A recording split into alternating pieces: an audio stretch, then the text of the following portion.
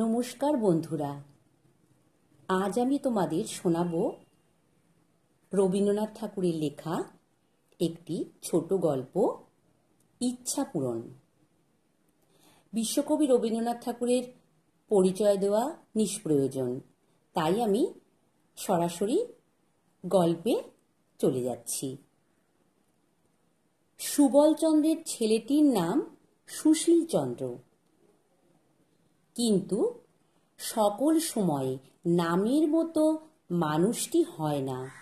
সেই জন্যই সুবলচন্দ্র কিছু দুর্বল ছিলেন এবং সুশীলচন্দ্র বড় শান্ত ছিলেন না। ছেলেটি পাড়াশুদ্ধ লোককে অস্থির করিয়া বেড়াইত। সেই জন্য বাপ মাঝে মাঝে শাসন করিতে ছুটিতেন, কিন্তু বাপের পায়ে ছিল বাত, আর ছেলেটি হরিণের মতো দৌড়াইতে পারিত। কাজেই কিল, চর, চাপড় সকল সময় ঠিক জায়গায় গিয়া পড়িত না। কিন্তু সুশীলচন্দ্র দৈবাৎ যেদিন ধরা পড়িতেন, সেদিন তাহার আর রক্ষা থাকিত না। আজ শনিবারের দিনে 2টোর সময় স্কুলের ছুটি ছিল, কিন্তু আজ স্কুলে যাইতে সুশীলের কিছুতেই মন উঠিতেছিল না। তাহার অনেকগুলা কারণ ছিল। একে তো আজ স্কুলে ভূগোলের পরীক্ষা, তাহাতে আবার ওপাড়ার বসেদের বাড়ি আজ সন্ধ্যার সময় বাজি পোড়ানো হইবে। সকাল হইতে সেখানে ধুমধাম চলিতেছে। সুশীলের ইচ্ছা সেইখানেই আজ দিনটা কাটাইয়া দেয়। অনেক ভাবিয়া শেষকালে স্কুলে যাইবার সময় বিছানায় গিয়া শুইয়া পড়িল। তাহার বাপ সুবল গিয়া জিজ্ঞাসা করিলেন, কি রে, বিছানায় পড়ে আছিস যে, আজ স্কুলে যাবি নে? সুশীল বলল, আমার পেট কামড়াচ্ছে, আজ আমি স্কুলে যেতে পারবো না। সুবল তাহার মিথ্যা কথা সমস্ত বুঝিতে পারিলেন। মনে মনে বলিলেন, রোশো, একে আজ জব্দ করতে হবে। এই বলিয়া কহিলেন, পেট কামড়াচ্ছে? তবে আর তোর কোথাও গিয়ে কাজ নেই। বসেদের বাড়ি বাজি দেখতে হরিকে একলাই পাঠিয়ে দেব এখন। তোর জন্য আজ লজেন জুস কিনে রেখেছিলুম, সেও আজ খেয়ে কাজ নেই।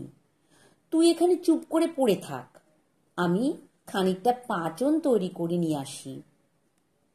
এই বলিয়া তাহার ঘরে শিকল দিয়া সুবলচন্দ্র খুব তিতো পাঁচন তৈরি করিয়া আনিতে গেলেন। সুশীল মহা মুশকিলে পড়িয়া গেল। লজেন জুস সে যেমন ভালোবাসিত, পাঁচন খাইতে হইলে তাহার তেমনি সর্বনাশ বোধ হইত।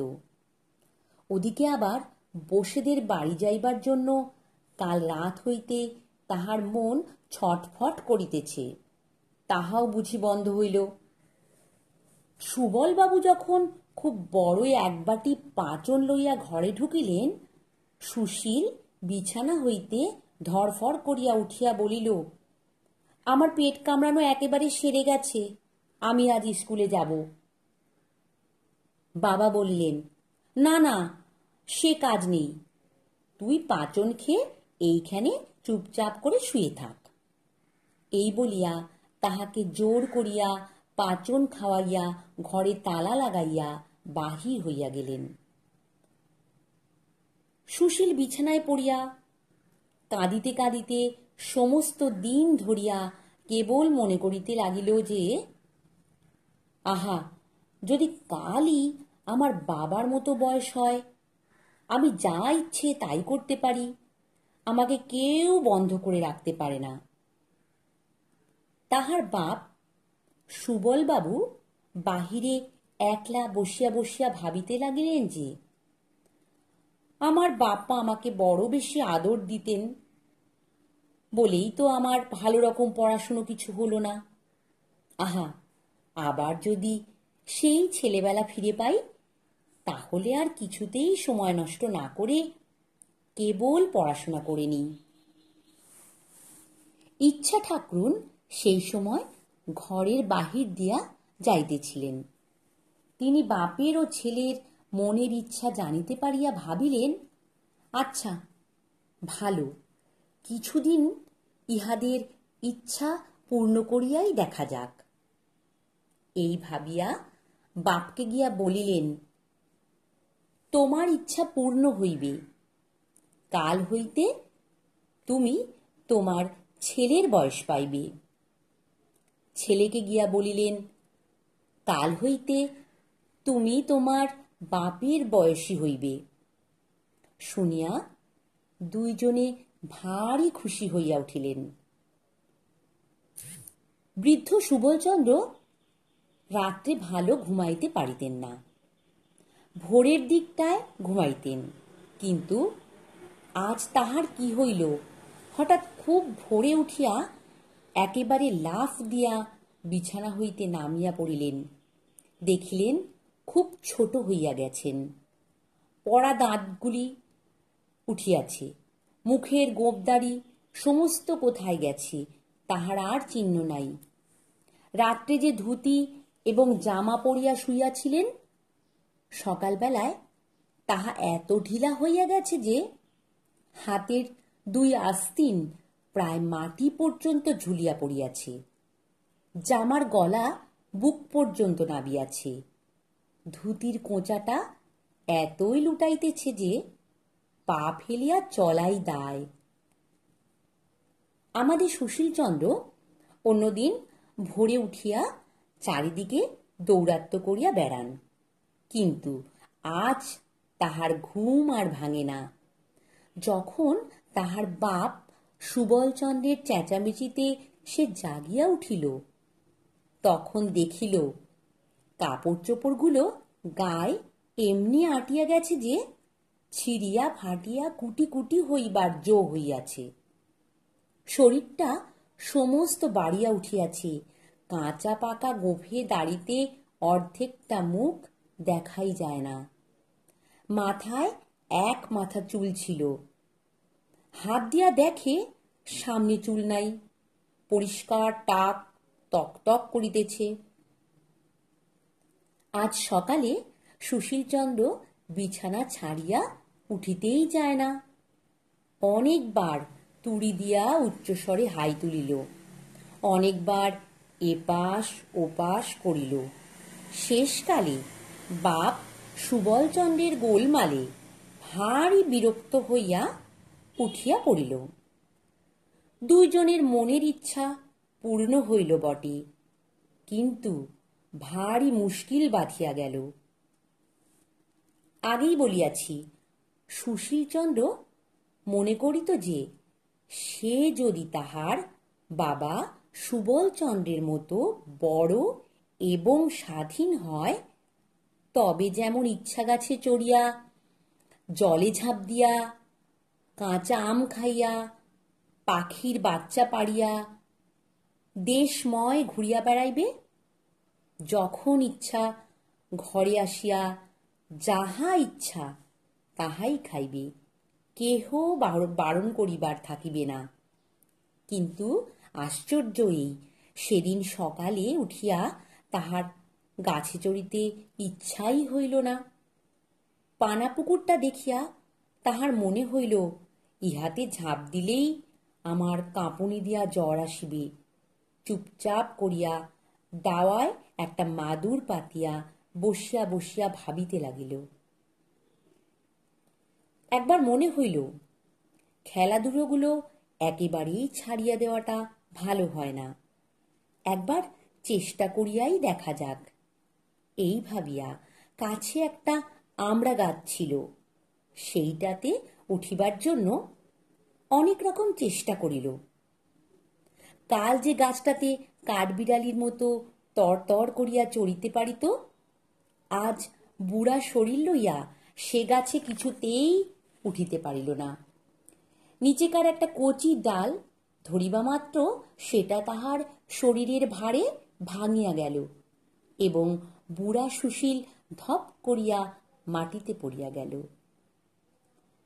কাছে রাস্তা দিয়া লোক চলিতেছিল, তাহারা বুড়াকে ছেলে মানুষের মতো গাছে চড়িতে ও পড়িতে দেখিয়া হাসিয়া অস্থির হইয়া গেল।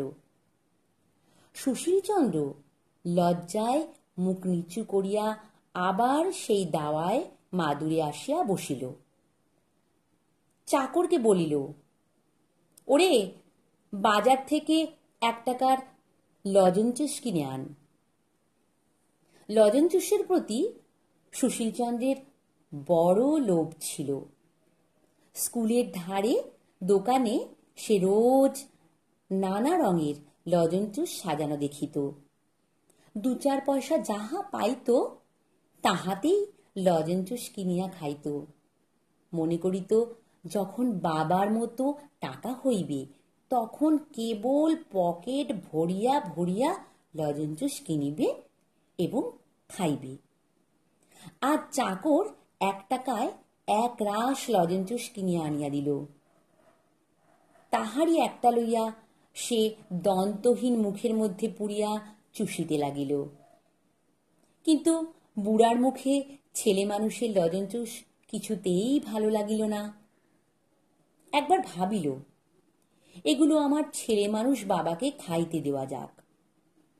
আবার তখনই মনে হইল, না, কাজ নাই, এত লজেন্সেস খাইলে উহার আবার অসুখ করিবে।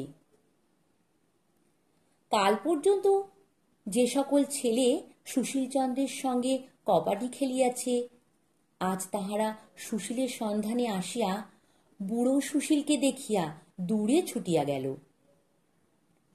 সুশীল ভাবিয়াছিল, বাপের মতো স্বাধীন হইলে তাহার সমস্ত ছেলে বন্ধুদের সঙ্গে সমস্ত দিন ধরিয়া কেবলই ডুডু ডুডু শব্দে কবাডি খেলিয়া বেড়াইবে।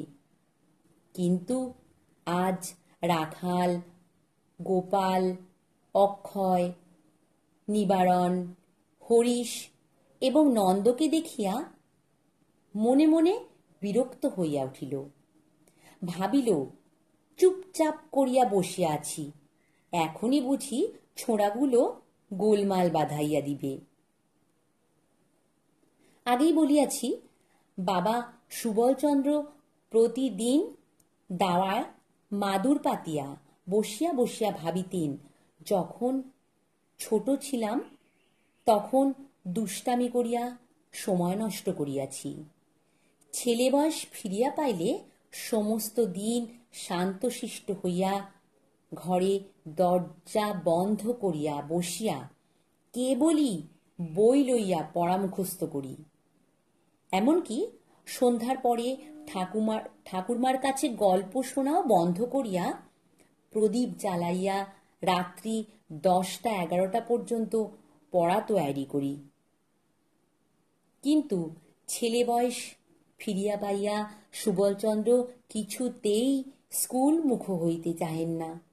সুশীল বিরক্ত হইয়া আসিয়া বলিত, বাবা, স্কুলে যাবে না? সুবল মাথা চুলকাইয়া মুখ নিচু করিয়া আস্তে আস্তে বলিতেন, আজ আমার পেট কামড়াচ্ছে, আমি স্কুলে যেতে পারবো না। সুশীল রাগ করিয়া বলিত, পারবে না কি বই কি, স্কুলে যাবার সময় আমারও অমন ঢের পেট কামড়েছে, আমি ওসব জানি। বাস্তবিক সুশীল এত রকম উপায়ে স্কুল পলাইত এবং সে এত অল্প দিনের কথা যে তাহাকে ফাঁকি দেওয়া তাহার বাপের কর্ম নহে। সুশীল জোর করিয়া ক্ষুদ্র বাপটিকে স্কুলে পাঠাইতে আরম্ভ করিল।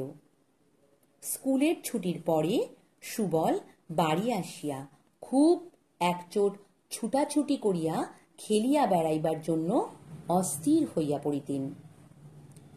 কিন্তু ঠিক সেই সময়টিতে বৃদ্ধ সুশীলচন্দ্র চোখে চশমা দিয়া একখানা কৃত্তিবাসের রামায়ণ লইয়া সুর করিয়া করিয়া পড়িত। সুবলের ছুটাছুটি গোলমালে তাহার পড়ার ব্যাঘাত হইত। তাই সে জোর করিয়া সুবলকে ধরিয়া সম্মুখে বসাইয়া হাতে একখানা স্লেট দিয়া আঁক কষিতে দিত। আঁকগুলো এমনই বড় বড় বাছিয়া দিত যে তাহার একটা কষিতেই তাহার বাপের 1 ঘণ্টা চলিয়া যাইত। সন্ধ্যাবেলায় বুড়া সুশীলের ঘরে অনেক বুড়ায় মিলিয়া দাবা খেলিত। সে সময়টায় সুবলকে ঠান্ডা রাখিবার জন্য সুশীল একজন মাস্টার রাখিয়া দিল। মাস্টার রাত্রি 10টা পর্যন্ত তাহাকে পড়াইত। খাওয়ার বিষয়ে সুশীলের বড় কড়াকড়ি ছিল, কারণ তাহার বাপ সুবল যখন বৃদ্ধ ছিলেন তখন তাহার খাওয়া ভালো হজম হইত না, একটু বেশি খাইলে অম্বল হইত। সুশীলের সে কথাটা বেশ মনে আছে, সেই জন্য সে তাহার বাপকে কিছুতেই অধিক খাইতে দিত না। কিন্তু হঠাৎ অল্প বয়স হইয়া আজকাল তাহার এমনই ক্ষুধা হইয়াছে যে নুড়ি হজম করিয়া ফেলিতে পারিতেন। সুশীল তাহাকে যতই অল্প খাইতে দিত, পেটের জ্বালায় তিনি ততই অস্থির হইয়া বেড়াইতেন। শেষকালে রোগা হইয়া শুকাইয়া তাহার সর্বাঙ্গের হাড় বাহির হইয়া পড়িল।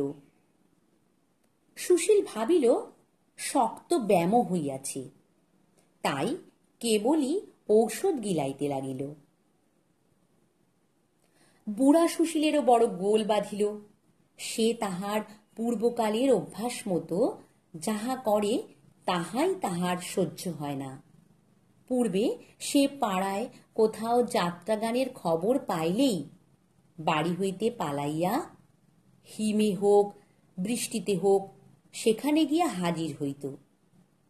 আজিকার বুড়া সুশীল সেই কাজ করিতে গিয়া সর্দি হইয়া, কাশি হইয়া, গায়ে মাথায় ব্যথা হইয়া 3 হপ্তা শয্যাগত হইয়া পড়িয়া রহিল। চিরকাল সে পুকুরে স্নান করিয়া আসিয়াছে, আজও তাহাই করিতে গিয়া হাতের গাঁট, পায়ের গাঁট ফুলিয়া বিষম বাত উপস্থিত হইল। তাহার চিকিৎসা করিতে 6 মাস গেল। তাহার পর হইতেই 2 দিন অন্তর সে গরম জলে স্নান করিত এবং সুবলকেও কিছুতেই পুকুরে স্নান করিতে দিত না। পূর্বেকার অভ্যাস মতো ভুলিয়া তক্তপোষ হইতে সে লাফ দিয়া নামিতে যায়, আর হাড়গুলো টনটন ঝনঝন করিয়া ওঠে। মুখের মধ্যে আস্ত পান পুড়িয়াই হঠাৎ দেখে দাঁত নাই, পান চিবানো অসাধ্য। ভুলিয়া চিরুনি ব্রাশ করিতে মাথা আঁচড়াইতে গিয়া দেখে প্রায় সকল মাথাতেই টাক। একদিন হঠাৎ ভুলিয়া যাইত যে তাহার বাপের বয়সী বুড়া হইয়াছে সে, এবং ভুলিয়া পূর্বের অভ্যাস মতো দুষ্টামি করিয়া পাড়ায় বুড়ি আন্দি পিসির জলের কলসে হঠাৎ ঠন করিয়া ঢিল ছুঁড়িয়া মারিত। বুড়া মানুষের এই ছেলে মানুষই দুষ্টামি দেখিয়া লোকেরা তাহাকে মার মার করিয়া তাড়াইয়া যাইত। সেও লজ্জায় মুখ রাখিবার জায়গা পাইত না। সুবলচন্দ্র একদিন দৈবাত ভুলিয়া যাইত যে সে আজকাল ছেলে মানুষ হইয়াছে। আপনাকে পূর্বের মতো বুড়া মনে করিয়া যেখানে বুড়া মানুষেরা তাস পাশা খেলিতেছে সেইখানে গিয়া সে বসিত এবং বুড়ার মতো কথা বলিত। শুনিয়া সকলেই তাহাকে যা যা খেলা করগে যা, জ্যাঠামি করতে হবে না বলিয়া কান ধরিয়া বিদায় করিয়া দিত। হঠাৎ ভুলিয়া মাস্টারকে গিয়া বলিত, দাও তো তামাকটা, দাও তো দেখি, খেয়ে নি। শুনিয়া মাস্টার তাহাকে বেঞ্চের উপর এক পায়ে দাঁড় করাইয়া দিত। নাপিতকে গিয়া বলিত, ওরে বেজা, কদিন আমাকে কামাতে আসিসনি কেন? নাপিত ভাবিত ছেলেটি খুব ঠাট্টা করিতে শিখিয়াছে। সে উত্তর দিত, আর বছর 10 বাদে আসবো এখন। আবার একদিন তাহার পূর্বের অভ্যাস মতো তাহার ছেলে সুশীলকে গিয়া মারিত। সুশীল ভারী রাগ করিয়া বলিত, পড়াশুনো করে তোমার এই বুদ্ধি হচ্ছে? একরত্তির ছেলে হয়ে বুড়ো মানুষের গায়ে হাত তোলো? অমনি চারিদিক হইতে লোকজন ছুটিয়া আসিয়া কেহ কিল, কেহ চর, কেহ গালি দিতে আরম্ভ করে। তখন সুবল একান্ত মনে প্রার্থনা করিতে লাগিল যে, আহা, যদি আমি আমার ছেলে সুশীলের মতো বুড়ো হই এবং স্বাধীন হই, তাহা হইলে বাঁচিয়া যাই। সুশীলও প্রতিদিন জোড়হাত করিয়া বলে, হে দেবতা, বাপের মতো আমাকে ছোট করিয়া দাও, মনের সুখে খেলা করিয়া বেড়াই। বাবা যেরকম দুষ্টামি আরম্ভ করিয়াছেন, উহাকে আর আমি সামলাইতে পারি না। সর্বদা ভাবিয়া অস্থির হইলাম। তখন ইচ্ছা ঠাকরুন আসিয়া বলিলেন, কেমন, তোমাদের শখ মিটিয়াছে? তাহারা দুইজনেই গড় হইয়া প্রণাম করিয়া কহিলেন, দোহাই ঠাকরুন, মিটিয়াছে। এখন আমরা যে যাহা ছিলাম আমাদিগকে তাহাই করিয়া দাও। ইচ্ছা ঠাকরুন বলিলেন, আচ্ছা, কাল সকালে উঠিয়া তাহাই হইবে। পরদিন সকালে সুবল পূর্বের মতো বুড়া হইয়া এবং সুশীল ছেলে হইয়া জাগিয়া উঠিলেন। দুইজনেরই মনে হইল যে স্বপ্ন হইতে জাগিয়াছি। সুবল গলা ভার করিয়া বলিলেন, সুশীল, ব্যাকরণ মুখস্থ করবে না। সুশীল মাথা চুলকাইতে চুলকাইতে বলিল, বাবা, আমার বই হারিয়ে গেছে। নমস্কার।